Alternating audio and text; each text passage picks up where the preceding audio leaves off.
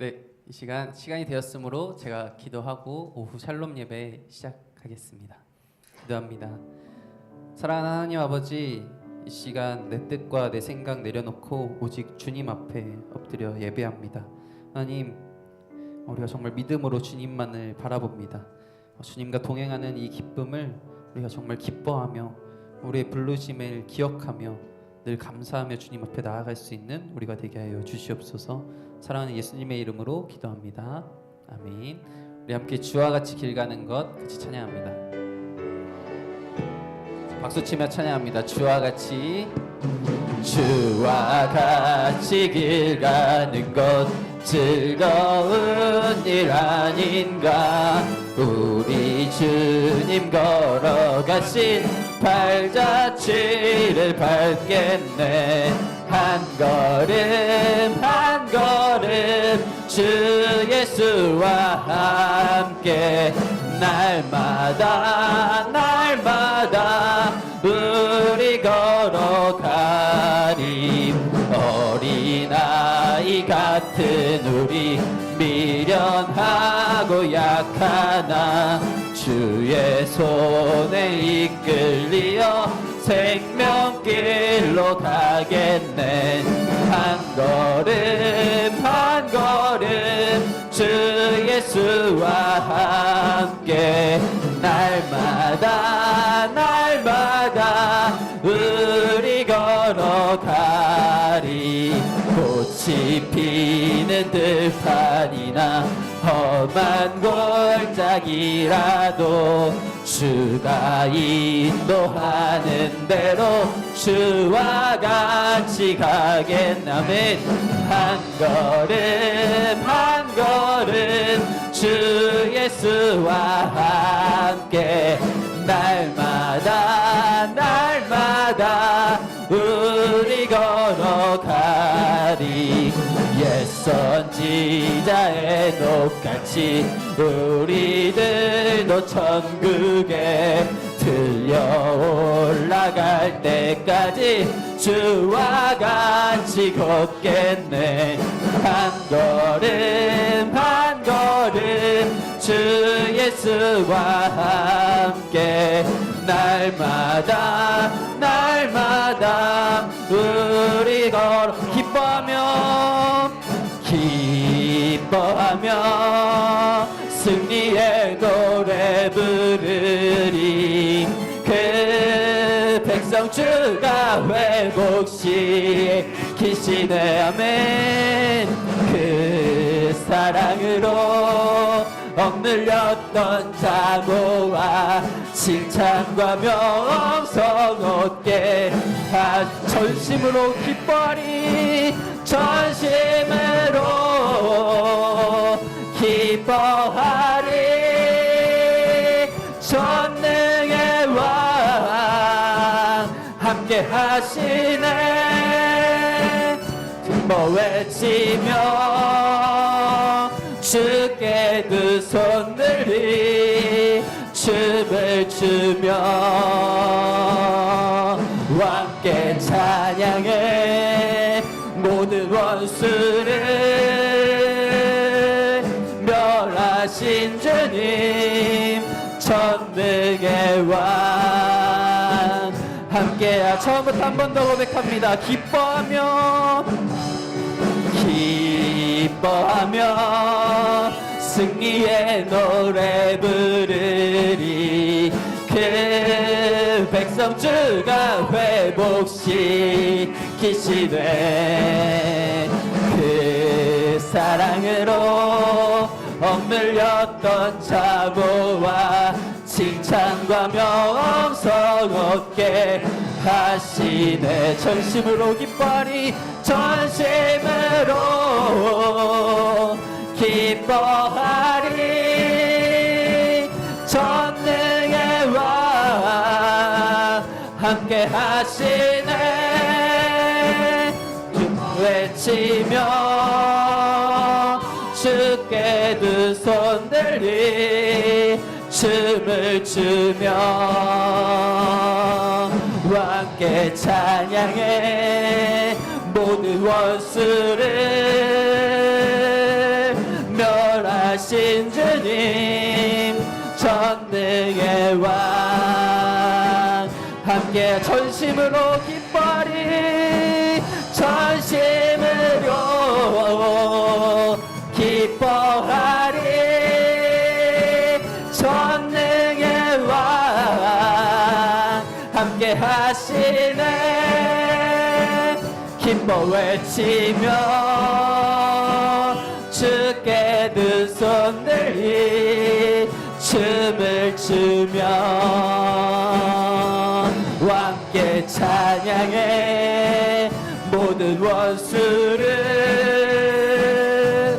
멸하신 주님 전능의 왕 함께 하신 모든 원수를 멸하시고 구원하신 우리를 구원하신 주님께 영광의 박수 올려드립니다. 아멘. 네, 우리 다음으로 주님을 보게 하소서 같이 찬양합니다. 찬양의 고백처럼 내 뜻과 내 생각 내려놓고 주님 앞에 엎드리며 믿음으로 걸어갑니다.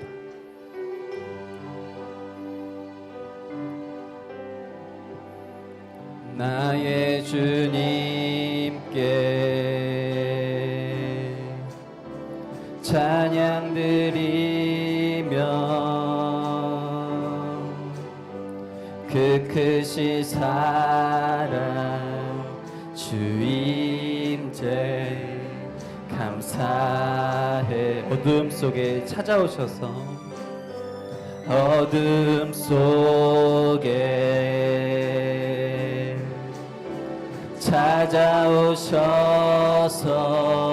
찾아오셔서 주님의 영광 보게 하시네 의심하는 나를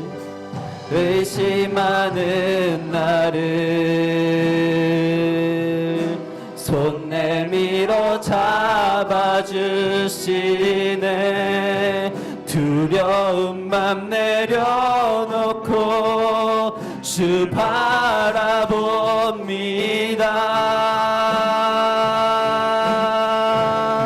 주님을 보게 하소서 나를 붙드소서 내 뜻과 내 생각 내려놓고 주님 앞에 나 엎드려 주의 음성 기다리니 나를 부르실 때 믿음으로 걸어가리 처음부터 한 번 더 고백합니다. 나의 주님께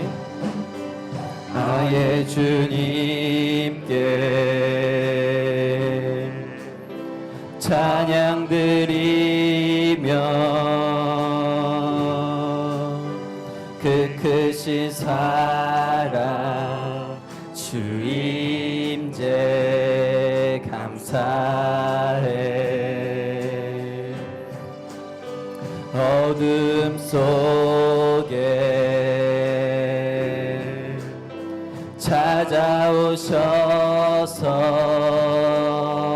찾아오셔서 주님의 영광 보게 하시네 의심하는 나를 손 내밀어 잡아주시네 두려운 맘 내려놓고 주 바라봅니다.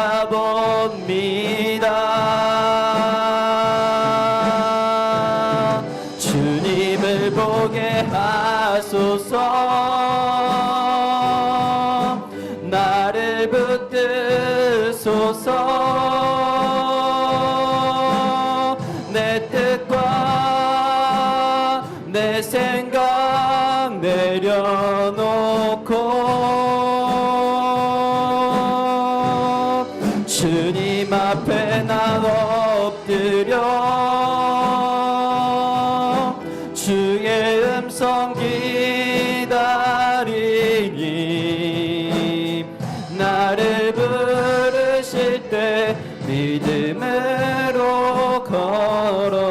나리.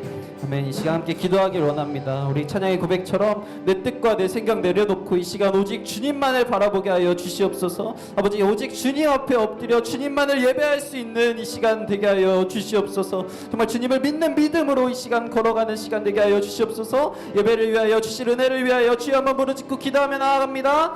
주여,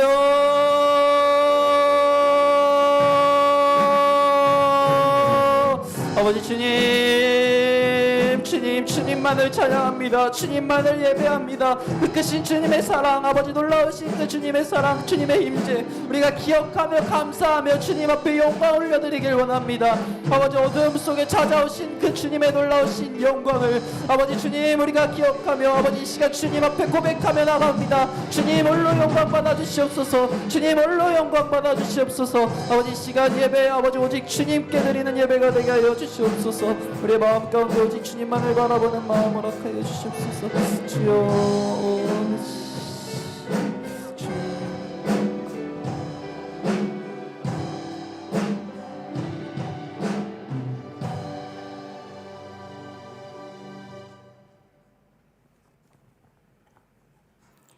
할렐루야. 오늘도 살아서 역사하시는 하나님 아버지, 오늘 예배 후 샬롬 예배로 인도하심을 감사합니다.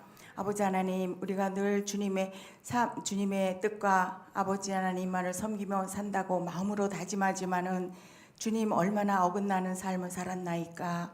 아버지 하나님, 이 시간 용서하여 주시옵소서. 아버지 하나님, 우리가 오늘 말씀을 들을 때마다 아버지 하나님 마음밭이 옥토가 되게 도와주시옵소서. 그러므로 세상에 나아가 아버지 하나님 빛과 소금의 역할을 감당할 수 있는 아버지 하나님 저희들이 되게 도와주시옵시고, 아버지 하나님 죽어가는 많은 영혼들을 살릴 수 있는 역사가 일어나며 선한 청지의 사명을 잘 감당하게 도와주시옵소서. 이 시간 나라와 민족을 위하여 기도합니다. 대통령이와 위정자들이 개인의 사리 사욕을 위한 것이 아니오라 진정으로 나라를 위한, 국민을 위한 정치를 산출해 나갈 수 있게 도와주시옵소서. 그러므로 경제적으로나 사회적으로나 정치적으로나 안정을 되찾게 도와주시옵소서. 아버지 하나님, 이 시간 우리 성산교회를 위하여 기도합니다. 우리 담임 목사님 언제나 능력에 능력을 더하여 주시옵시고, 아버지 하나님 피곤치 않고 곤비치 않게 성령의 두루마기를 칠갑전이나 덧입혀 주시옵소서. 그러므로 우리 성산교회를 이끌어 나가시기에 조금도 부족함이 없게 도와주시옵소서. 아버지 하나님 교육자들에도 동일한 은혜 내려 주시옵소서. 아버지 하나님 갈렙서부터 작년부에 영화부에 이르기까지 기간을 축복하여 주시옵시고, 아버지 하나님 그러므로 이 펜하우스 일대를 복음화시키기에 조금 더 부족함이 없게 도와주시옵소서. 해외 파송된 선교사님들에게도 선교지마다 많은 영혼들을 살리는 역사가 일어나게 도와주시옵소서. 시간 아버지 하나님 성산의 환우들을 위하여 기도합니다. 병상에서 기적이 있게 도와주시옵소서. 아버지 하나님 특별히 이한철 장로님, 아버지 하나님 세포 조직, 혈관 조직이 정상으로 회복되어 아버지 하나님 이전의 건강보다 더욱더 건강하여 장로의 직분을 감당하기에 아버지 하나님 부족함이 없게 도와주시옵소서. 아버지 하나님 이 시간 우리 전재국 목사님 말씀을 전하실 때 저희들은 그 말씀을 깨닫고 아버지 하나님 더 나아가서 우리 마음을 주장하여 주시사 늘 주님 기뻐하는 일만 하게 도와주시옵소서. 사랑하는 자여, 내 영혼이 잘된 같이 범사가 잘되고 강건하기를 내가 강구하노라 하셨사오니 모든 것을 도와주실 걸 믿사옵고 우리 주 예수님 이름으로 기도하옵나이다. 아멘.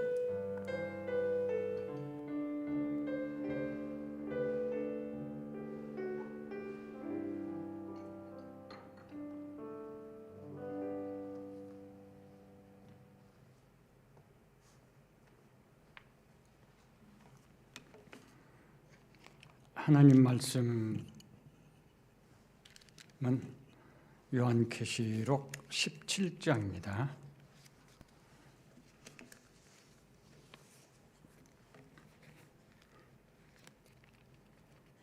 요한계시록 17장 1절부터 18절 끝절까지 보시겠습니다.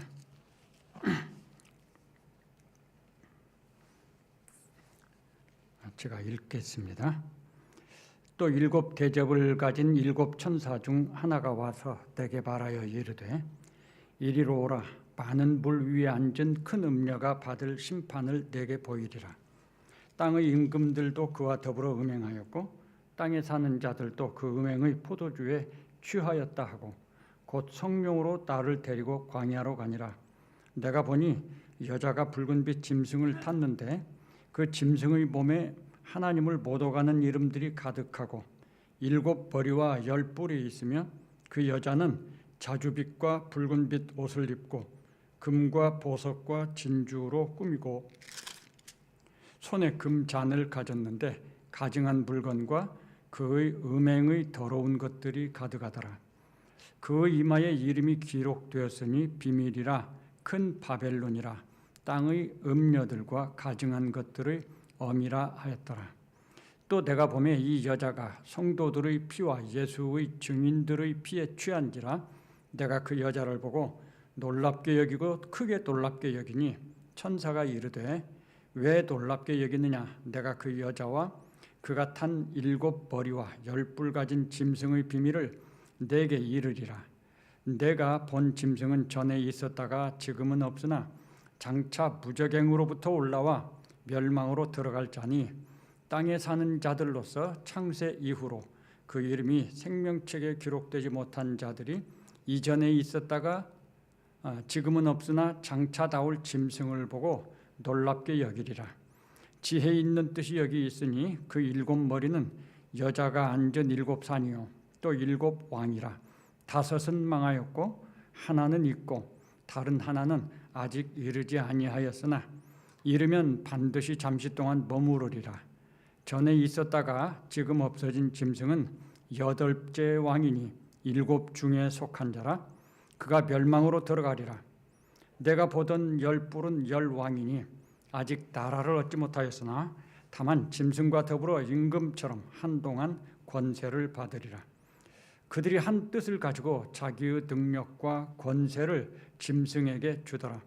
그들이 어린 양과 더불어 싸우려니와 어린 양은 만주의 주시요 만왕의 왕이시므로 그들을 이기실 터이요 또 그와 함께 있는 자들 곧 부르심을 받고 택하심을 받은 진실한 자들도 이기리로다.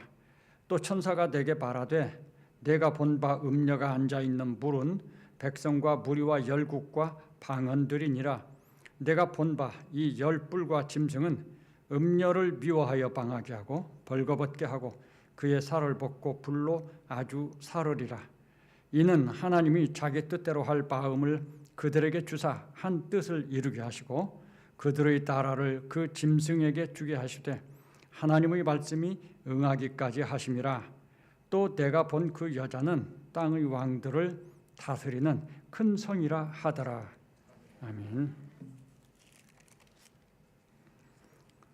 이 아마 성경 말씀 중에 가장 복잡한 부분이 있다면 이 요한계시록 17장이 아닐까 그런 생각이 들어요. 읽어보셨겠지만 어떻습니까? 좀 이렇게 머릿속에 감이 이렇게 줄거리가 쫙 잡히지 않지요. 저도 그렇습니다. 아주 복잡해요. 마치 이게 엉킨 실타래를 대하는 것 같아요. 그래서 아무리 이렇게 잘못 이렇게 하면은 도저히 이해가 안 돼요. 왜냐하면 비슷한 단어 문장들이 반복될 뿐만 아니라 또 위에말과 아랫말에서 이렇게 좀 변화가 있고 상당히 그 전체적으로 문장들이 어려운 단어는 없는데 난해한 표현들이 잔뜩 있다. 그래서 상당히 그 이해하기가 쉽지 않은 그런 것인데요. 오늘 성령 하나님께서 그래도 우리에게 요한계시록 17장을 보게 하셨으니까 성령 하나님께서 은혜를 주셔서 잘 깨닫게 해주시기를 정말 소망하면서 말씀을 들으시기를 바랍니다. 우선 우리 최종 심판의 이야기가 16장으로 다 끝난 것이 아니다라는 걸 기억하시기 바랍니다. 대접의 이야기가 최종 심판의 이야기인데, 그런데 그 심판의 이야기가 17장과 18장에서 계속되는 거죠. 그러면 이 17장과 18장은 16장과 다른 이야기냐? 그게 아니고 16장의 이야기에 포함되어 있는 거죠. 그래서 16장의 이야기의 어떤 부분을 좀 확대경을 가지고 이렇게 자세하게 보여준다. 예를 들면 창세기 1장에서는 천지창조에 대한 이야기가 나오잖아요. 근데 2장에 가면 또 나와요. 근데 이야기의 방식이 좀 표현 방식이 다르잖아요. 그런 차이점. 분명히 1장에서 창조의 이야기를 했고 사람 창조의 이야기를 했는데 2장에 가면 순서가 무시되어 있어요. 그래서 사람 창조를 중심으로 해서 뭔가 좀 확대해서 보여주는 이런 방식으로 역시 이 계시록도 16장과 17, 18장은 그런 상관관계 속에 있다. 16장에서 좀 더 우리에게 가르쳐주고 싶은 것을 17, 18장에서 확대경을 통해서 보여주는 방식이라는 거죠. 그렇게 생각을 해도 어렵기는 마찬가지입니다. 이제 제목이 세상이란 큰 나라의 정체입니다. 정말 세상이란 이 나라가 어떤 곳이냐? 이 세상은 그 안에 많은 나라와 민족과 또 언어와 무리들이 이렇게 하나로 연합된 공동체라고 할 수가 있겠습니다. 이 세상이라고 하는 나라를 통해서 우리 사람들은 싸우기도 하지만 또 화평하게 지내고 하면서 여기에서 수없이 많은 것을 공급받기도 하고 도움을 받기도 하고 그래서 우리가 이렇게 살아가는 거죠. 다시 말해서 이 세상이라고 하는 큰 나라는 우리 사람들에게는 정말 중요한 곳이라는 거죠. 그런데 이렇게 중요한 세상이라는 나라가 심판을 받습니다. 여기에 우리 마음이 좀 껄끄러운 부분이 생기는 거예요. 왜 세상이 심판을 받던가? 그것이 좀 못마땅하게 여겨질 수 있어요. 그러면 이 세상은 고쳤을 수 없는가? 뭐 이런 생각 할 수도 있어요. 또 우리에게 많은 것을 도와주고 공급해주는 이 세상을 사랑하면 안 되는 건가? 라고 질문해 볼 수도 있다는 거죠. 이 세상 하면은 우리 마음속에는 여러 가지 복잡하게 얽혀있는 그런 정서들이 있어서 참 한마디로 정리하기가 어렵잖아요. 근데 그런 궁금함들이 있어요. 미련들이 남아있고. 근데 성경은 이 세상이 심판을 받는다는 거니까요. 그 문제에 대해서 바로 이 요한계시록 17장이 우리한테 좀 더 분명하게 이렇게 가르쳐주고 있다고 하겠습니다. 하나님께서 이 세상을 천지 만물을 창조하셨을 때 우리 이 세상은 하나님의 나라였습니다. 하나님의 나라로서의 이 세상은 창세기 1장과 2장까지 해당이 되는 겁니다. 이 3장부터는 죄가 들어와서 바꿔요. 변화가 일어나니까요. 그래서 하나님의 나라로서의 세상이라고 하면 창세기 1장과 2장이 해당이 됩니다. 본래 하나님의 그 꿈이 하나님의 나라를 세우는 것이었고, 그래서 그 하나님의 나라를 세우는 구체적인 활동이 창조의 활동이었습니다. 그래서 만들어진 것이 이 세상 만물인 것입니다. 그래서 이게 하나님의 나라예요. 그리고 하나님께서 마지막에 완성하려고 하는 그것도 역시 하나님의 나라입니다. 그래서 저는 마지막에 완성된 하나님의 나라는 어떤 모습일까? 저는 아마 그게 창세기 1장과 2장의 모습이 회복이 되는 게 아닐까? 그렇게 나름대로 생각을 해봅니다. 그때 모든 게 다 좋았었고 완벽했으니까요. 그런데 이 하나님이 창조하신 이 세상, 이 하나님의 나라가 어느 순간에 창세기 3장부터의 이야기죠. 사탄의 개입으로 인해서 사람이 죄를 짓고 하나님의 나라가 아닌 사탄의 나라로 바뀌어지는 것이죠. 근데 그 사탄의 나라라고 하는 것이, 이 사탄의 영향력이라고 하는 게 처음에는 알 듯 모를 듯 했어요. 미미했다고도 볼 수 있고 구체적이지 드러나지 않았을 수도 있고요. 근데 이 마지막 시간으로 올수록 그게 점점 더 구체적이 되고 분명하게 되고 가득 차게 된다는 거죠. 이렇게 사탄의 그 나라가 되는 것도 점점 아주 충만해지는 그런 과정으로 나아가게 됩니다. 이제 이 세상이라고 하는 큰 나라의 정체가 뭐냐? 오늘 아침에도 말씀을 해주셨는데 이게 사탄의 나라입니다. 세상이 하나님의 나라가 아니고, 그래서 세상의 나라에 심판이 주어지는 것입니다. 이 세상이 하나님의 나라, 현재의 이 세상이 하나님의 나라가 아니고 사탄의 나라라고 하는 것을 증명해 보여주는 설명이 이 계시록 17장이다라고 할 수 있겠습니다. 여기에서 이 17장을 이제 제대로 이해하려면 우리가 꼭 설명을 해야 될, 이해해야 될 단어가 셋이 있습니다. 하나는 음료이고요. 그 하나는 짐승입니다. 그리고 음료와 짐승의 관계, 이렇게 세 가지 방향으로 우리가 이 17장이 설명해 주거든요. 그거를 이제 정리를 먼저 해야만 이게 쓱 들어와요. 집안에 물건이 막 많은데 여기저기 흩어져 있으면 우리가 정말 머릿속이 어지럽고 뭐 일이 잘 안 되잖아요. 그것을 정리를 해야만 이게 모든 것이 일목요연하게 이해가 되고 또 사용하기도 하고 그러는 거예요. 마찬가지로 이 계시록 17장도 그렇게 정리를 좀 해야 돼요. 오늘은 이 정리하는 일을 제가 하려고 그래요. 제가 읽어도 막 어지러운데 우리가 함께 읽어보면은 이게 좀 아까 엉킨 실타래 같아서 정말 어려운 이해가 복잡한 그런 거다. 그거 좀 정리를 하는 시간이 있으면 도움이 되겠죠. 먼저 음료와 관계된 말씀, 큰 음료의 진짜 정체가 뭐냐 하는 거죠. 음료의 정체를 알고 또 짐승의 정체를 알고 음료와 짐승의 관계를 알면 이 세상 나라가 사탄의 나라구나라고 하는 것이 확실하게 이해가 된다는 거죠. 큰 음료에 대한 이 표현들, 성경의 말씀들을 한번 쭉 찾아보죠. 성경을 펴서 보시기 바랍니다.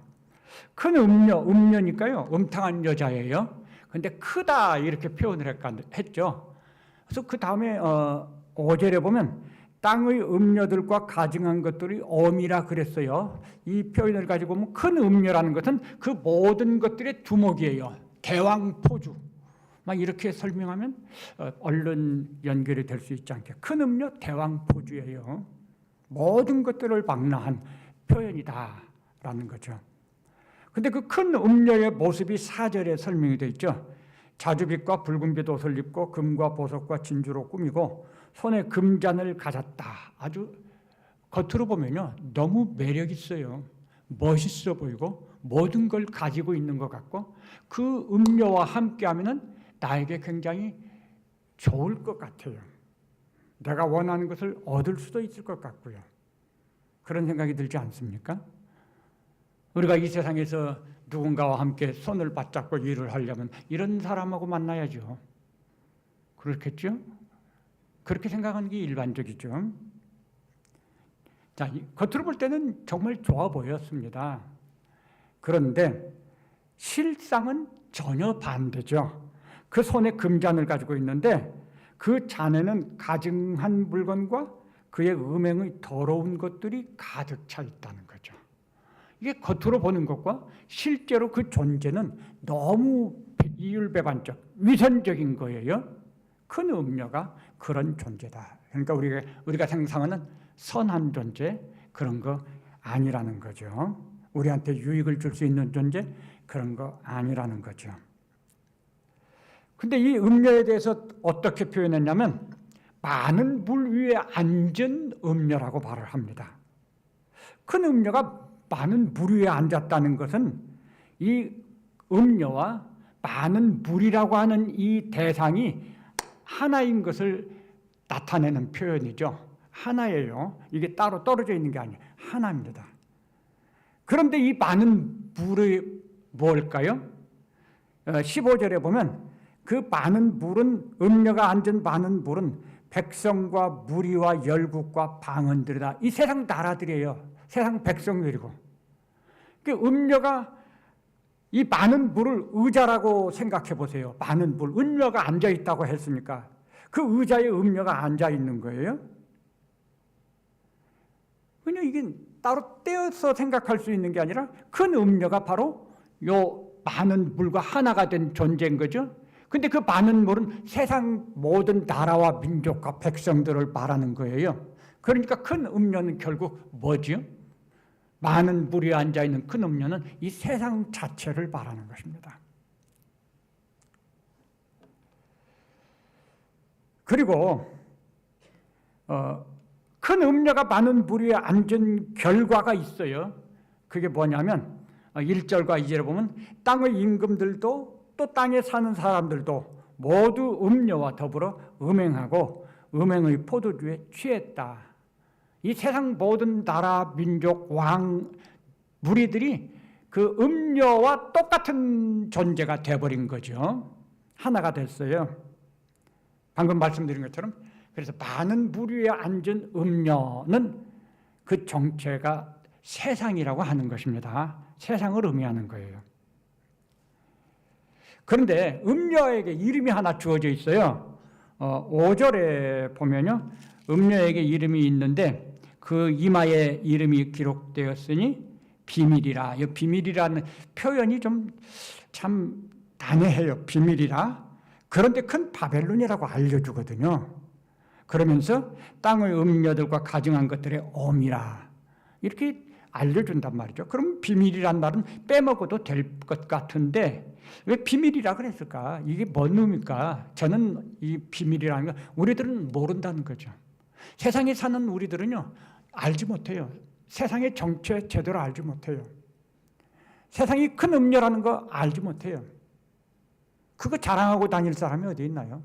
그냥 숨기는 거죠. 비밀이죠. 그런데 하나님께서 사도 요한을 통해서 알려주시는 거예요. 그 이름이 뭐라고요? 큰 바벨론이라. 세상 사람들은 다 속아요. 우리도 속아요.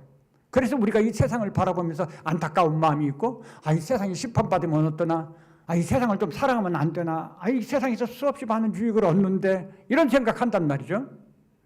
미련이 있단 말이죠. 왜 그러냐? 속아서 그러는 거죠. 세상의 정체를 몰라서 그러는 거예요. 우리는 다 이해하지 못해요. 하나님 아시죠?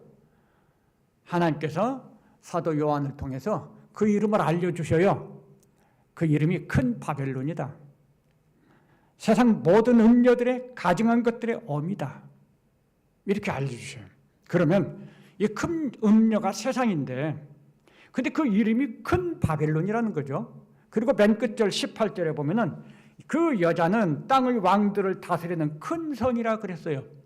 합치면 큰 바벨론 합치면 큰 성 바벨론. 이 세상에는 수없이 많은 나라들이 있죠. 민족들이 있죠. 그런 모든 것들이 합해서 하나의 나라가 되는데 그걸 큰 나라, 큰 성으로 표현을 했고 그 이름을 바벨론이라고 했다는 거예요. 큰 성 바벨론이 이 세상의 정체인 것입니다. 우리가 살고 있는 이 세상은요, 큰 성 바벨론이라는 이름으로 불리워지고 있다는 거예요. 그런데 이 큰 성 바벨론에 대해서 계시록에서 가르쳐주는 게 있어요. 14장 8절에 보면 무너졌도다 무너졌도다 큰 성 바벨론이요 모든 나라에서 그의 음행으로 말미암아 진노의 포도주를 먹이던 자로다. 큰 성 바벨론이 무너졌어요. 하나님의 심판을 받아서. 그리고 계시록 16장 19절에 보면 일곱째 천사가 하나님의 진노가 가득 담긴 대접을 공중에 쏟아요. 그러자 큰 지진이 일어나고 이 큰 성이 세 갈래로 갈라지고 만국의 성들이 무너집니다. 이것을 표현하기를 큰 성 바벨론이 하나님의 맹렬한 진노의 포도주를 받았다. 즉 심판을 받았다. 이렇게 표현을 합니다. 그러니까 큰 성 바벨론, 이것이 하나님의 진노의 심판을 받아서 멸망을 당하는 거예요. 큰 성 바벨론이 무너진다는 것은 다른 말로 하면 세상인 거죠. 그래서 세상은, 음료는 바로 세상을 말하는 것이고, 이 세상의 진짜 정체는 큰 성 바벨론이라고 그 이름이 붙어 있다는 거예요. 그러면 이 바벨론이라고 하는 것이 정말 어떤 의미를 가진 것이냐? 그게 이제 짐승의 이름을 보면은 그게 바벨론이라는 이름이 어떤 의미인가가 또 나와요. 자, 먼저 정리를 하면 음료는, 큰 음료는 세상을 의미하는 것입니다. 큰 음료는 사람이 아니에요. 큰 성을 의미하는 거죠. 그리고 그 이름은 큰 바벨론이라고 하는 것이죠. 그래서 큰 음료라는 표현과 큰 성 바벨론이라는 표현은 서로 다른 개체가 아니에요. 하나의 것을 가지고 서로 다르게 표현을 하는 것이다. 이렇게 이름을 다르게 부른다는 거죠. 어렸을 때 개똥이라고 불렀는데 커서 또 다른 자기 이름 갖고 불리는 거하고 똑같은 거죠. 겉으로는 최고로 보여요. 정말 좋아 보이고 유익해 보이고. 그런데 사실은 실제는 안으로는 더럽고 위선적인 것이 가득한 그런 것이죠. 이 세상은, 마지막 때의 세상은 위선과 불법으로 가득 찬 세상이라고 하는 것을 가르쳐 줍니다. 그것을 성경은 노아의 시대 같다고 그러죠. 소돔과 고모라의 시대 같고 예루살렘이 멸망할 때의 시대와 같다. 이렇게 말씀하고 있는 것입니다. 이게 큰 음료의 정체예요. 그러면 이제 짐승과 관련된 표현을 생각을 해보도록 하죠. 우선 7 짐승이 계시록 12장에도 나오고 13장에도 나옵니다. 그리고 또 17장에도 나오고 똑같은 그 짐승의 모양이죠. 아주 그 괴상한 짐승이 하나 있는데 7 머리와 10 뿔을 가졌다. 이렇게 말을 하고 있죠. 근데 여기 7절에 보면은 천사가 요한에게 그렇게 말해요. 내가 여자와 그리고 그 여자가 탄 7 머리와 10 뿔 가진 짐승의 비밀. 이 7 머리와 10 뿔 가진 짐승은 붉은빛 짐승이에요. 그 붉은빛 짐승의 비밀을 알려주겠다. 이렇게 이제 말을 합니다. 자, 그러면 7 머리와 7 왕에 대해서 우리가 이해를 해야 되겠죠. 여기 성경에 그것이 설명되어 있습니다. 7 머리와 7 왕인데 7 머리는 여자가 앉은 7 산이요. 9절에 그렇게 설명이 되어 있죠. 지혜 있는 뜻이 여기 있으니 그 7 머리는 여자가 앉은 7 산이요. 10절에 보면 7 왕에 대한 설명이 나옵니다. 그러니까 설명을 하자면 많은 물 위에 앉은 큰 음녀, 그 음녀가 앉아있는 물은 백성과 무리와 열국과 방언들이라고 그랬잖아요. 다시 말해서 7 산은 이 세상의 7 나라를 의미한다는 거죠. 7 머리는 7 왕을 의미하는 것이에요. 그런데 그 중에 5은 망했습니다. 그리고 하나는 현재 있고 하나는 아직 이르지 아니했다. 이르면 반드시 잠깐 동안 머무르리라 그랬어요. 자, 이거를 이해하는 방식은 뭘까요? 이 말을 사도 요한이 들었잖아요. 사도 요한을 중심으로 해서 5은 사도 요한 이전에 이미 있었어요. 망했으니 없어진 거예요. 있다가 없어진 거예요. 하나는 있다는 말은 요한 당시에 요한이 살아있는 그때에 존재하던 나라예요. 아직 이르지 않은 나라는 요한 다음, 그러니까 그 당시 있었던 그 나라 다음에 있을 나라예요. 자, 그렇게 생각을 해보면 사도 요한이 있기 이전에 이 세상에서 이름을 떨쳤던 음녀가 앉았다고 말할 정도로 대표적인 5 나라가 어디라고 생각이 들어요? 아마 이런 걸 좀 들어보셨을 거예요, 옛날에도. 자, 첫째는 애굽. 애굽이 제일 먼저 나오죠. 그 다음 2번째는 아수르. 그리고 세 번째는 바벨론, 네 번째는 메데, 바사, 페르시아, 그리고 다섯 번째가 헬라, 이렇게 나옵니다. 그래서 사도 요한 이전에 존재했던 7산이라고 할 때 5 앞에 있다가 망한 5은 그렇게 이름을 우리가 조금 생각을 쉽게 할 수 있어요. 그러면 사도 요한 당시에 지금 있는 그 7산 중에 하나인 나라는 어떤 나라일까요? 당연히 로마를 의미하는 것이겠죠. 그 로마 다음에 올, 지금은 아직 안 왔어요. 근데 반드시 이르러서 잠깐 동안 있다가 없어질 그 산으로 표현될 수 있는, 음료가 앉은 세상을 대표할 수 있는 그런 나라가 뭘까? 여기 이제 좀 의견들이 달라집니다.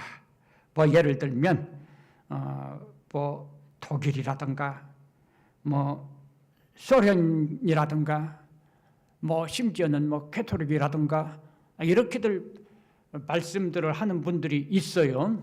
뭐 개인적으로 유추할 수 있는 거니까 그렇게 뭐 짐작한다고 해서 그거 가지고 옳고 그름 말할 수는 없어요. 저는 근데 어떻게 생각해요? 로마 다음에 올 나라입니다. 잠깐 동안 이 세상에서 세상을 뒤흔들 정도로 강력한 나라예요. 그런데 없어졌어요. 지금은 그 나라가 없어요. 근데 없어졌다는 말이, 망했다는 말이 아주 없어졌다는 게 아니에요. 지금도 애굽이 있잖아요. 지금도 로마라는 도시가 있고요. 바벨론이라고 하는 나라는 이름이 바뀌어져서 있잖아요. 지금도 있는 거예요. 마찬가지로 이 로마 다음에 오는 나라도 옛날 그때처럼 대표적인 아주 흥왕한 나라, 페르시아 같은 그런 나라로 남아있지는 않아요. 그러나 여전히 이 세상에 존재하고 있는 거죠. 저는 그래서 이 나라가 뭘까 고민을 했어요. 그리고 저 나름대로, 이거 정답은 아닙니다. 저 나름대로는 이게 그 7번째 나라가 이슬람일 가능성이 있겠다. 그 왕은 마호멧이죠. 그런 생각을 해요. 그래서 로마 다음에 이슬람이 그 예루살렘을, 이스라엘 중동 지역을 한바탕 뒤집어 놓잖아요. 그 세계. 근데 빨리 그 세력이 약화됐어요. 그래서 저는 나름대로 이슬람일 가능성이 있겠다. 그렇게 생각을 해봤습니다. 그러나 그건 정답이 없어요. 말씀을 안 했으니까 우리가 생각을 해볼 수 있는 거죠. 그러면 이제 7머리 7왕에 대한 설명이 그런 거예요. 역사적으로 이 7머리와 7왕은 역사적으로 실제 존재했던 나라들이고 왕을 의미하는 것입니다. 그러면 17왕이 거기에 포함이 됐고 10뿔은 그럼 뭐냐? 10뿔이 있어요. 그 붉은빛 짐승에게 7머리와 10뿔을 가진 10뿔이 뭐냐? 10뿔은 10왕이라고 설명이 되어 있습니다. 그러나 아직 나라를 얻지 못하였다. 이게 이제 참 애매한 거죠. 차라리 앞선 그 7머리 같으면 훨씬 이해하기가 쉬운데요. 10뿔은 10왕이라고만 했고 나라를 얻지 못했다. 그러니까 이게 나라에 세워진 왕이 아니라고 할 수 있겠죠. 이름도 신분도 지위도 알 수가 없습니다. 다만 이 10뿔이, 즉 10왕이 짐승과 더불어 한동안 권세를 받는다. 그래서 이 말은 이 세상에서 그 힘과 능력을 인정받는 거죠. 그래서 영향력을 행사하는 것입니다. 저는 그런 생각을 해봤어요. 10이라고 하는 이 숫자가 10뿔이 하나, 둘, 셋, 넷, 다섯, 여섯 하는 10 숫자를 말하는 게 아니라 10이라고 하는 이 표현이 상징적인 의미를 가졌다고 할 수 있다면 10 완전한 뭐 이런 식으로 그런 의미를 가질 수 있다면 이 10뿔은 나라를 얻은 왕들이 아니잖아요. 왕 같은 그런 권세를 가진 존재들. 다시 말해서 이 세상에서 그 인정을 받으면서 그 영향력을 인정받고 발휘하면서 사는 지도적인 존재들이라고 생각할 수도 있지 않을까.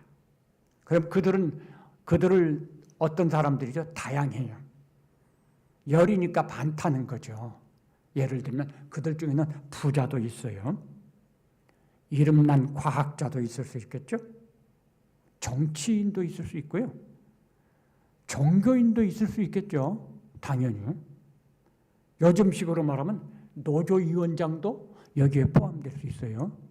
또 챗봇 개발자도 여기 포함될 수 있어요. 이 챗봇 개발자가 며칠 전 신문에 보니까요, 이게 심각한 문제가 있는 거예요.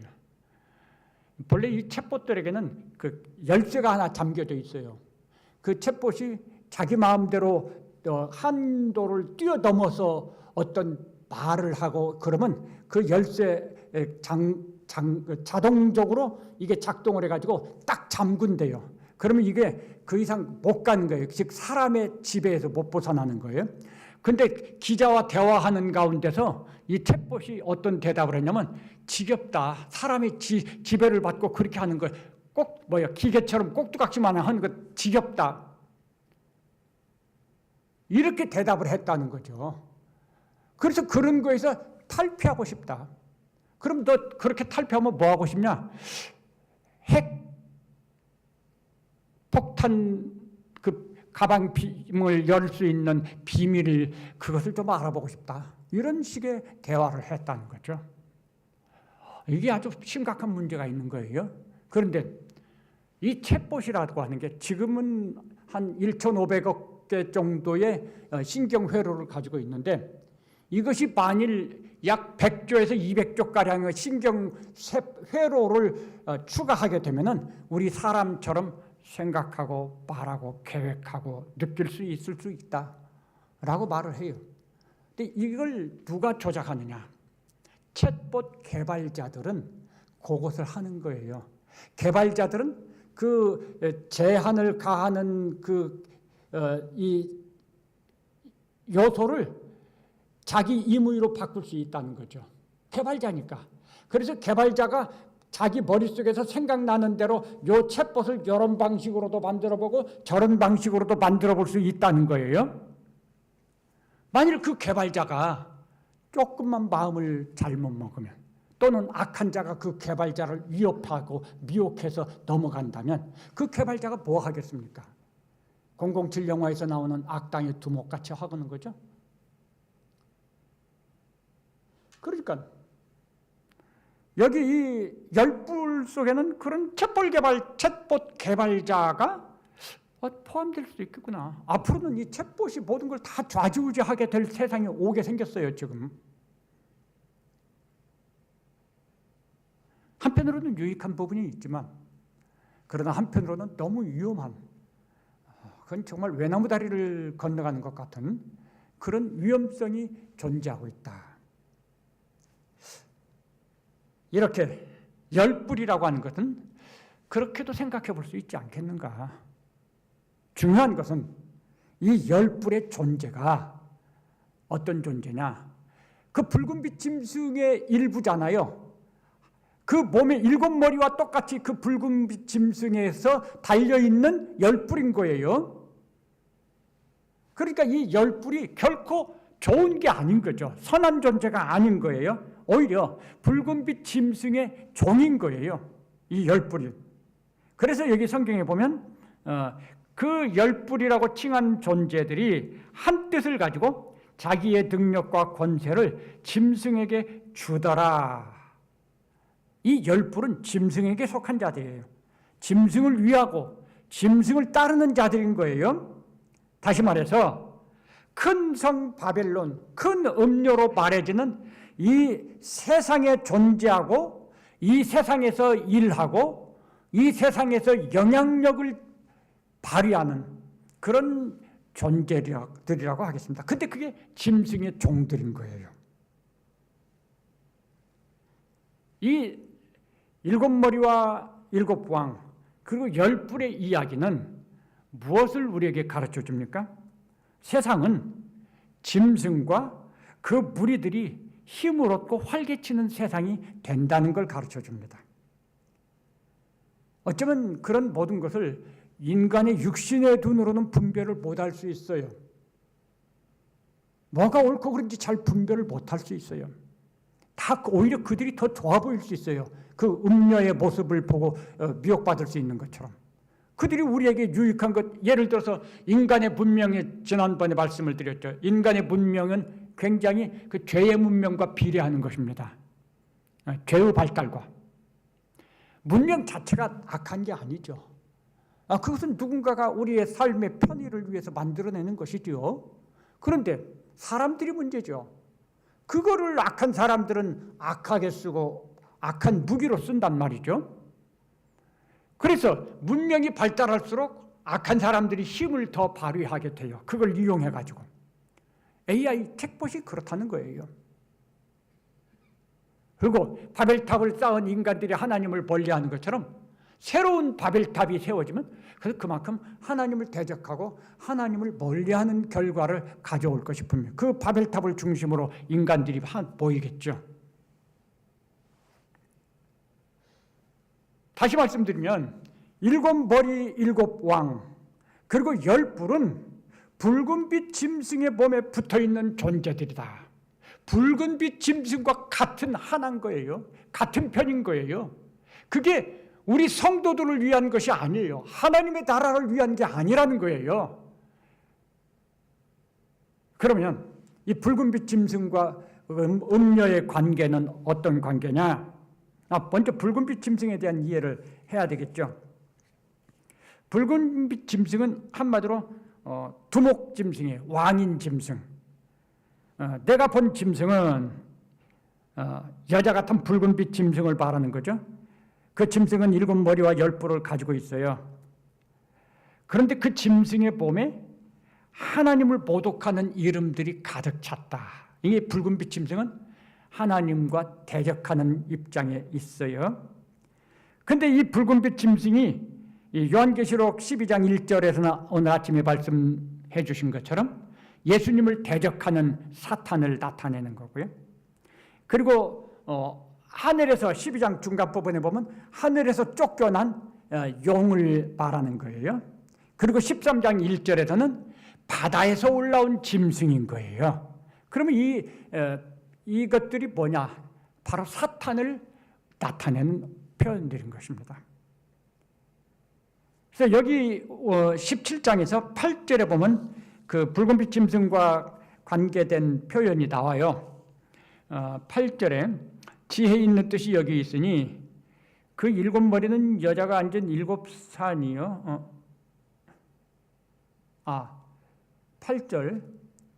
8절에 보면 내가 본 짐승은, 이게 붉은빛 짐승을 말하는 거예요. 전에 있었다가 지금은 없으나 장차 무저갱으로부터 올라와 멸망으로 들어갈 자니 땅에 사는 자들로서 창세 이후로 그 이름이 생명책에 기록되지 못한 자들이 이 전에 있었다가 지금은 없으나 장차 나올 짐승을 보고 놀랍게 여기래. 놀랍게 여긴다는 경배한다는 의미로 이해하면 됩니다. 단순한 놀라움이 아니고요. 자, 여기 8절에 그 붉은빛 짐승에 대한 표현이 나왔는데 세 가지 우리가 구분해서 볼 게 있어요. 전에 있었다가 지금은 없다. 그리고 장차 무저갱으로부터 올라온다. 멸망으로 들어갈 자다. 이렇게 설명이 되고요. 그다음 11절에 또 나와요. 11절에 보면 전에 있었다가 지금 없어진 짐승은 8째 왕이니, 이 붉은빛 짐승을 8째 왕이라고 설명을 합니다. 그 다음에 그런데 7 중에 속한 자라. 이게 이제 아주 헷갈리게 하는 표현이에요. 8번째 왕입니다. 이게 7머리 7왕이 있는데 이 붉은빛 짐승을 8번째로 설명을 하고 있어요. 그러니까 앞에 7과는 다른 거죠. 그런데 7 중에 속한 자라는 거예요. 7과 다른데 왜 7 중에 속한 자라고 했을까? 그것은 이 붉은빛 짐승이 앞에 7머리 7왕 속에 그 이름이 있는 거예요. 같은 이름을 가지고 있다는 뜻입니다. 붉은빛 짐승의 이름이 바로 앞에 7 왕들의 이름 중에 하나예요. 7 중에 속한 자라. 그런데 멸망으로 들어갈 자다. 멸망으로 들어갈 자는 바로 사탄에게 적용된 표현입니다. 요한계시록 9장 또 16장 이런 데서 보면, 자, 사도 요한을 중심으로 해서 역시 시간적으로 생각을 해보세요. 아까 7 왕을 생각한 것처럼 사도 요한을 중심으로 해서 생각해보면 전에 있었다가 지금은 없으나, 이 말은 어떤 의미일까요? 예수님 오시기 전에 이 붉은빛 짐승이 활개치고 다녔어요. 세상을 휘젓고 다녔다고요. 그런데 지금은 없어요. 왜 없어요? 예수님과 싸워서 졌잖아요. 그래서 그때 이 무저갱에 갇혀요. 그 무저갱에 짐승이, 사탄이 무저갱에 갇혀 있는 이 시간이 성령 하나님께서 역사하셔서 우리 교회가 부흥하고 성도들의 믿음이 막 굳세어지고, 이거를 성경은 성령 하나님의 인도에 따르는 성도들이 왕노릇하는 시간으로 설명하고 있는 거예요. 1000년 동안 왕노릇한다, 세상에서. 지금 그러면 이 붉은빛 짐승이 무저갱에 갇혔으니까 지금은 완전히 없냐? 그건 아니에요. 그 세력이 있어요. 그래서 세력이 있지만 미미합니다. 성령의 역사가 활발합니다, 지금은. 그래서 성도들이 죄를 이기면서 믿음으로 산다는 거죠. 자, 그런데 이 짐승을 무저갱에서 나온 자라, 8절에서 무저갱에서 나온다고 그랬죠. 그 무저갱에서 나온다는 말은 요한계시록 9장 1절, 그리고 요한계시록 20장 1절부터 3절, 7절에 나와요. 이 사탄이 무저갱에 갇혔다가 때가 되면, 하나님의 시간표에 따라서 때가 되면 반드시 잠깐 놓여난다. 그래서 7절, 20장 7절에 보면 때가 참에 이 사탄이 놓여났다. 그래서 성도들의 영적 대환란의 시간이 오는 것입니다. 그 잠깐이 그 대환란의 시간을 의미하는 거예요. 반드시 잠깐 놓여서, 그래서 그런 시간이 온다는 거죠. 무저갱에서 올라온다? 이게 이제 사탄이 놓여나는 그것을 지금 말씀하고 있는 거죠. 그런데 이 짐승이 7 중에 속한 자다. 7 왕과 7 왕 중에 어떤 이름이 이 짐승에 똑같이 적용되는 거예요. 똑같은 이름을 가지게 되는 거죠. 자, 그럼 어떤 이름일까요? 이 세상에 다른 이름이 뭐라고요? 큰 성 바벨론이에요. 7 이름 중에 바벨론이라는 이름이, 7 왕의 이름 중에 바벨론이라는 이름이 있나요? 있죠. 바벨론이 있어요. 그러니까 바벨론이라는 이 이름이 8째 왕에게 적용이 되고, 그 8째 왕은 큰 성 바벨론이에요. 이게 이 세상을 말하는 거예요. 그러면 우리가 살고 있는 이 세상이 지금 어떤 세상이죠? 큰 성 바벨론의 세상이에요. 이름으로 말하면. 그리고 이 큰 성 바벨론의 왕은 누구죠? 8번째 왕. 멸망으로 들어갈 자, 무저갱에서 올라와서 멸망으로 들어갈 자, 즉 사탄을 의미하는 거예요.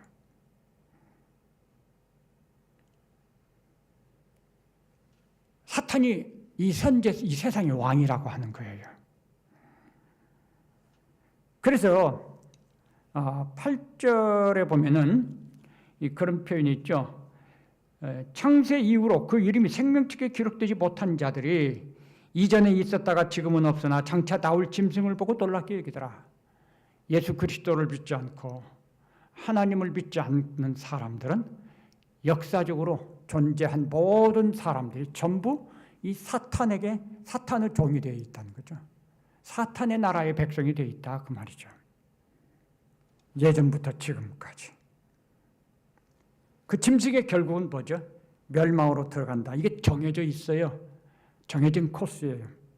뭐 세상에서 어떻게 참 유명하든, 어떻게 권세를 가졌든, 어떻게 활약을 하든, 어떻게 우리를 속여서 멋져 보이든 하나님은 속지 않으시잖아요. 그래서 그 결과는 멸망이다. 그게 이제 심판의 이야기죠. 짐승과 함께 짐승과 일체인 이 세상도 멸망을 받죠. 짐승의 앞잡이들도 멸망받죠. 짐승을 경배하는 자들도 멸망받죠. 그의 최종 심판의 이야기가 그 16장의 이야기가 바로 그런 이야기라고 하는 것입니다. 자, 그럼 이제 총정리해 보겠습니다. 상당히 딱딱한 이야기예요. 이걸 수없이 많이 반복해서 읽으면서 또 대입을 하면서 그렇게 보아야지 이게 그렇구나 라고 이해가 될 거라고 봅니다. 정리하면요, 여자가 탄 붉은빛 큰 음녀는 땅의 왕들을 다스리는 큰 성이라고 그랬어요. 그 큰 성의 이름은 큰 바벨론입니다. 그러니까 큰 음녀의 이름은 큰 성 바벨론인 거죠. 음녀가 많은 무리에 앉아 있는데 그 많은 물은 세상의 모든 나라와 민족과 무리들이에요. 방언들이고. 그래서 큰 음녀가 앉은 무리에 앉았다. 이것은 바로 세상을 의미하는 거고요. 그러니까 큰 음녀와 큰 성 바벨론은 하나 세상이라고 하는 이것을 제각각 이름을 다르게 부르는 것이다. 이 세상을 말하는 세상이라는 나라예요. 큰 음녀, 큰 성 바벨론. 근데 이 큰 음녀, 큰 성 바벨론의 왕이 누구냐? 그게 이제 붉은빛 짐승이에요. 그래서 큰 음녀가 그 붉은빛 짐승을 탔어요. 음녀가 가자는 대로 가는 것도 있을 수 있지만 붉은빛 짐승이 끌고 다닐 수도 있어요. 둘은 서로 목적이 같아요. 어떤 목적이 같죠? 하나님을 대적하고 하나님의 나라를 회방하는 데서 목적이 같아요. 그래서 둘이 연합해서 일체가 돼가지고 그렇게 하는 거예요. 이 세상과 사탄이 하나가 된 거죠. 그럼 이 세상의 왕이 누구냐? 사탄이라 그 말이죠. 이 세상이라고 하는 큰 나라의 정체는 뭐죠? 사탄이 왕인 나라라고 하는 것입니다. 특히 마지막 때는 그게 더 선명해지는 거죠. 분명해지고 가득 차지고. 하나님의 심판이 있을 때의 세상의 모습. 왜냐하면 이게 최종 심판과 연결돼서 나와진 설명이거든요. 역사적으로 사탄이 왕노릇했어요. 그런데 이 사탄이 왕노릇하는 이것이 매우 충만한 모습으로 나타나는 때가 이 마지막 최종 심판의 시간이 되었을 때예요. 그게 이 세상의 모습인 거예요. 이 마지막 최종 심판이 있을 때의 세상은 사탄과 사탄의 무리 그리고 죄와 악한 자들로 가득 찬 세상이 된다고 하는 것입니다. 그것을 인의 이야기에서도 나팔의 이야기에서도 대접의 이야기에서도 반복해서 해주고 있었던 거죠. 자, 맨 처음에 우리가 질문했죠. 왜 세상이 심판을 받아야 될까? 왜 이 세상을 사랑하면 안 되는가? 세상이 얼마나 우리한테 중요하고 얼마나 우리한테 많은 유익을 주고 얼마나 우리는 여기에서 잘 입고 잘 먹고 잘 사는데 왜 이 세상이 심판을 받아야 하는가? 그럼 이 세상을 좀 이렇게 재건축하듯이 개조할 수는 없는가? 지금 상황이 이 현실 세상이라고 하는 이 나라가 사탄이 왕이라고 한다는 것, 그리고 위선과 거짓과 불법으로 가득 차 있다고 하는 것, 개선의 여지가 없는 거예요. 하나님이 나팔을 통해서 그동안에 많이 회개의 기회를 주시고 오랜 시간 참아오셨던 거예요. 근데 회개 안 해요. 돌아오지 않아요. 더 악해지고 더 하나님을 비방하고 대적하고 굳어질 대로 굳어졌어요. 돌처럼. 그래서 완전히 두무리가 된 거죠. 하나님께서 성도들은 불러올리시고 땅에 남은 자들, 사탄의 종들은 멸망시키고 이 세상도 이게 그냥 조금 고쳐서 쓸 수 있는 이 세상이 아니에요. 그래서 완전히 뒤집어 놓는 거죠. 다 태워버리고 없애버리고 그래서 새롭게 하나님에 의해서 깨끗이 청결해진 흠과 티도 없는 세상으로 재창조하십니다. 옛날에 저는 하늘에서 뚝 떨어지는 줄 알았는데 지금은 그렇게 믿지 않아요. 지금은 이 현실 우리가 살고 있는 세상이 그렇게 막 물속에 들어가서 다 더러운 것들이 녹아 없어지고 그리고 해결 깨끗해져 가지고 나오는 것 같이 그런 청결한 상태로 하나님께서 재창조. 그리고 우리 사람들도 예수 믿는 사람들은 거듭난 재창조된 새 피조물이라고 하잖아요. 하나님의 나라는 이렇게 깨끗하고 거룩해진 새 사람 그리고 새 세계가 주어지는 거죠. 거기에서 우리가 영원토록 하나님과 함께 살게 됩니다. 다시는 죄를 짓지 않고 세상이나 사탄의 미혹이 없는 곳이 창세기 1장 2장에 그 하나님이 처음 세상을 창조하셨을 때 그 나라 그 모습 그대로 우리가 들어가서 살 하나님의 나라가 그렇다라고 하는 것이죠. 세상은 멸망받을 것입니다. 이 세상을 미련 두지 마시고요. 세상 사랑하지 마세요. 세상이 우리에게 아무리 좋은 걸 준다고 미혹해도요, 넘어가지 마세요. 그게 우리한테 좋은 게 아니에요. 왜냐? 그 음료가 들고 있는 그 속에 뭐가 들어있어요? 결국은 하나님의 진노를 우리한테 포도주를 먹이운 것이다. 그렇게 말하고 있잖아요. 그것이 여기에 있어요. 16절에 보면요. 내가 본 바 이 열불과 짐승은 음료를 비유하여 지금 큰 성 바벨론 음료인 세상과 사탄이 일체가 돼가지고 하나님을 대적하잖아요. 그러니까 당연히 자기들끼리 이 꿍짝이 잘 되고 서로 우애가 있고 그런 줄 알죠, 우리가. 근데 그게 아닌 거예요. 겉으로 볼 때는 하나인데 속 생각은 달라요. 사탄의 생각은 이 세상을 멸망시키는 거예요. 하나님께서 계획하신 이 창조된 세상 나라를 하나님의 나라가 아닌 멸망받을 나라로 만드는 것이 사탄의 계획이라는 것입니다. 그래서 이 세상이 자꾸 변질을 시키는 거예요. 여러 가지 방식으로. 우리가 이 세상을 살아가면요. 어떻게 되겠어요? 사랑할 수 없는 세상인 거예요, 이제는. 근데 많은 사람들이 속아 넘어가는 거죠. 세상을 어떻게 바꿔볼 수 있을까? 그렇지 않습니다. 우리 세상을 사랑하면 안 된다는 것. 요한일서의 2장에 세상이나 세상에 있는 것들을 사랑하지 말라. 세상에 있는 모든 것은 다 아버지께로부터 온 것이 아니다. 그랬습니다. 한 번 더 이 17장의 말씀을 가지고 또 정리해서 말씀을 다음 시간에 드리도록 하겠습니다. 오늘은 세상이라고 하는 큰 나라의 정체, 이게 뭐냐? 사탄이 왕인 나라다. 그 점에서 우리가 하나님의 말씀을 믿고 이제 우리 마음을 아주 분명한 선택을 해야 돼요.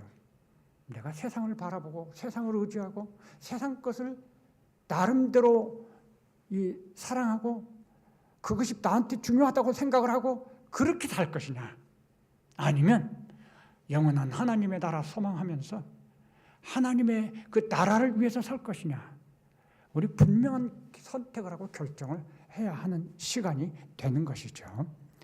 기도하시겠습니다.